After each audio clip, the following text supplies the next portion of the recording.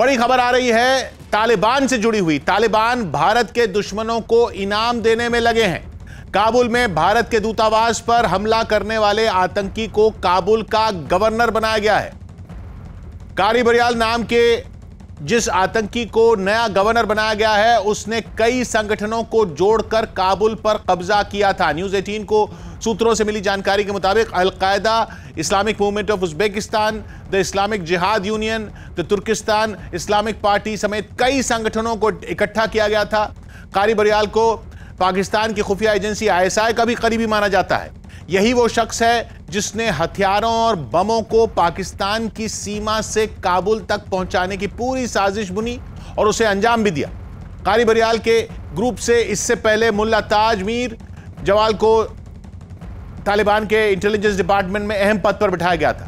सूत्र बताते हैं कि भारत सरकार भी तालिबान के इस कदम से नाराज है। भारत सरकार का कहना है कि जिस आतंकी ने भारत के दूतावास पर हमला किया हो, उसे गवर्नर बनाए जाने के बाद भारत काबुल में अपना दूतावास दोबारा खोलने की बात सोच भी कैसे सकता है।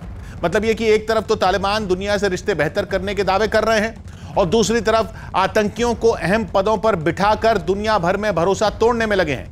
नीरज हमारे साथ जुड़ रहे हैं। नीरज, ये भारत ने भी साफ साफ कर दिया है क्योंकि इस शख्स को वहां पर गवर्नर बनाया गया है। किशोर, कारी बरियाल को आत्मघाती हमले का गॉडफादर माना जाता है और अमेरिका भी मानता है कि अलकायदा से इसके लिंक जुड़े हुए हैं।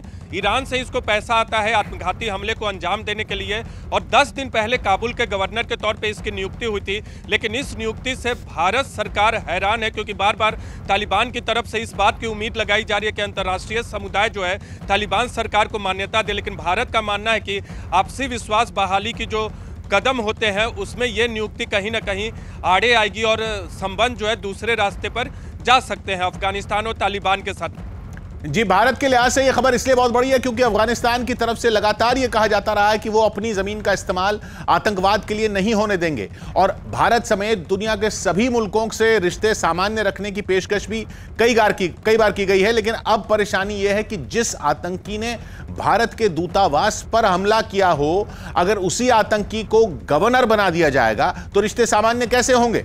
खबर यह है कि कारी बरियाल उस आतंकी का नाम है जो काबुल पर आतंकी हमले को अंजाम देने का आरोपी है। खबर यह भी है कि कारी बरियाल ने ही अल-कायदा और तालिबान के लड़ाकों को जोड़कर काबुल पर हमले का पूरा प्लान बनाया था। इसके अलावा पाकिस्तान के बॉर्डर से काबुल तक हथियारों और गोला बारूद को लाने की पूरी योजना भी इसी आतंकी ने बनाई थी।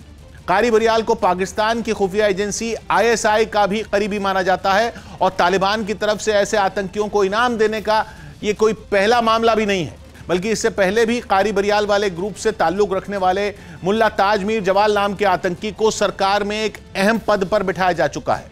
अब भारत सरकार का नाराज होना लाजमी है और सूत्र बताते हैं कि तालिबान का यह कदम अब भारत का दूतावास दोबारा काबुल में खोले जाने के रास्ते में बड़ी अड़चन बन सकता है। सौभाग्य की बात यह कि काबुल में भारतीय दूतावास पर 13 साल पहले आत्मघाती हमला हुआ था जिसमें 58 लोगों की मौत हो गई थी और उस वक्त भारत और अफगानिस्तान दोनों सरकारों ने इसे पाकिस्तान की खुफिया एजेंसी ISI की करतूत बताया था, जो अफगानिस्तान में तालिबान के आतंकियों को मोहरे की तरह इस्तेमाल करती रही है। और तालिबान ने अभी 10 दिन पहले जिसे काबुल का गवर्नर बनाया है, उसे काबुल आत्मघाती हमले का मास्टरमाइंड माना जाता है, जिसे काबुल का गवर्नर बनाने की वजह भी समझ से परे है क्योंकि काबुल पर कब्जे के बाद तालिबान ने श्री नखुन नाम के कमांडर को गवर्नर बनाया था, जिन्हें 2.5 महीने बाद ही हटा दिया गया।